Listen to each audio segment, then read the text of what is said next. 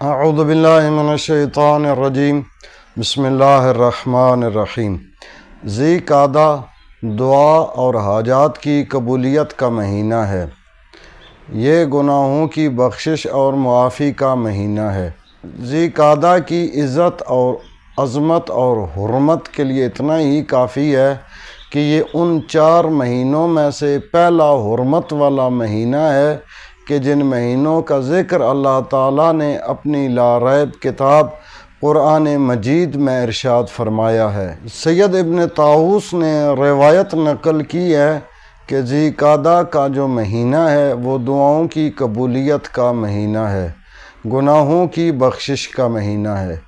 اگر کوئی شخص زندگی کی مشکلات کا شکار ہے اور مصائب اور سختیوں کی وجہ سے اس کی زندگی اجیرن بن چکی ہے تو اسے چاہیے وہ اس ماہ میں یہ نماز ضرور ادا کرے۔ یہ نماز اتوار کے دن پڑھی جاتی ہے، جس کی عظمت اور فضیلت کے بارے میں رسول خدا صلی اللہ علیہ وآلہ وسلم نے ایک حیران کن حدیث ارشاد فرمائی ہے۔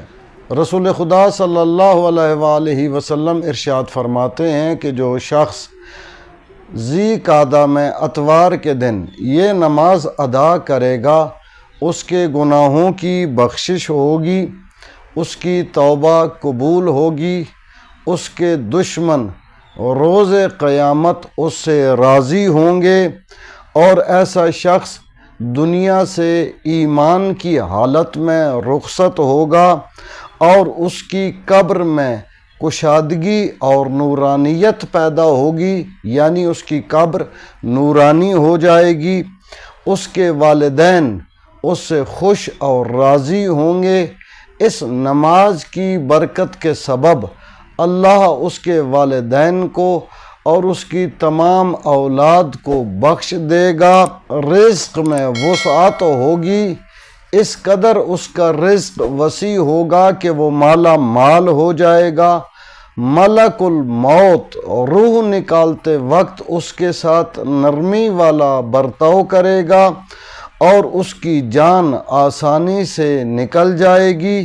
اس نماز کا طریقہ کار یہ ہے کہ اتوار کے دن سب سے پہلے غسل کریں، غسل قربتاً الی اللہ کی نیت سے کریں، غسل کر لینے کے بعد وضو کرے اور وضو کر لینے کے بعد 2 رکعت کر کے یہ 4 رکعت نماز پڑھے گا، اور ہر رکعت میں سورہ الحمد کے بعد 3 بار سورہ قل هو اللہ احد کی تلاوت کرے گا، 1 بار سورہ فلق کی تلاوت اور 1 بار سورہ ناس کی تلاوت کرے گا۔ باقی نماز ویسے ہی مکمل کی جائے گی جیسے نماز فجر مکمل کی جاتی ہے۔ جب یہ 4 رکعت نماز پڑھ لے گا تو اس کے بعد 70 بار استغفر اللہ ربی واتوب الیہ کا ورد کرے گا۔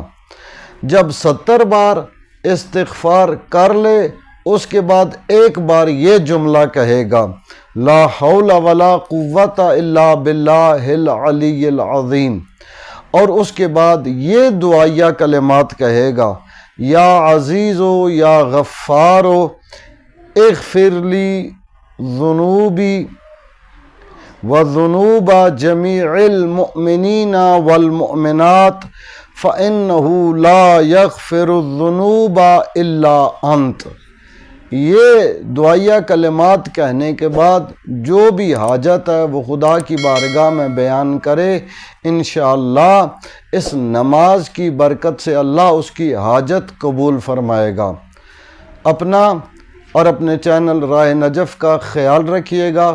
اللہ تعالیٰ تمام مومنین و مومنات، تمام مسلمین و مسلمات کی حاجات کو اپنی بارگاہ میں قبول و منظور فرمائے، اور امام زمان عجل اللہ فرجہ الشریف کے ظہور پرنور میں تعجیل فرمائے۔ اللہم صلی علی محمد و آل محمد وعجل فرجہم۔